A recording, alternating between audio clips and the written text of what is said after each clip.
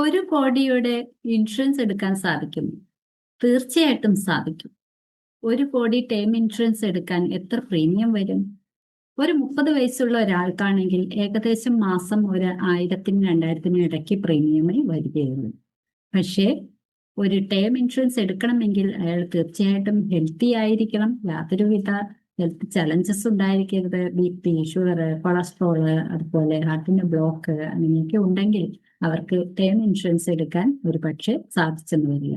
Complete medical checkup എടുത്തിട്ടാണ് ഇത്തരം സ്കീമുകൾ കൊടുക്കുന്നത്. അതുകൊണ്ട് തന്നെ എപ്പോഴും ഹെൽത്തി ആയിരിക്കുന്നവർ, അതും ചീത്ത സ്വഭാവങ്ങളൊന്നും ഇല്ലാത്തവർ, അതായത് ഹാബിറ്റുകൾ, നമുക്ക് ചിലപ്പോൾ പുകവലിക്കുക, മദ്യപിക്കുക, ഇത്തരം ഹാബിറ്റുകളൊന്നും ഇല്ലാത്തവർക്കുമാണ് ഇത്തരം സ്കീമുകൾ കിട്ടുക. അതിന് ഏജിനനുസരിച്ചിട്ട് വളരെ ചെറിയ പ്രീമിയമേ വരികയുള്ളൂ. തീർച്ചയായിട്ടും ഒരു ടേം ഇൻഷുറൻസ് നമ്മളുടെ ഇൻകം പ്രൊട്ടക്ഷനായിട്ട്, നമ്മുടെ കുടുംബത്തിനുള്ള ഒരു പ്രൊട്ടക്ഷനായിട്ട് എടുത്തു വയ്ക്കേണ്ടതും ആവശ്യമാണ്. കൂടുതൽ വിവരങ്ങൾ അറിയണമെങ്കിൽ താഴെ കമന്റ് ചെയ്യുക. ടേം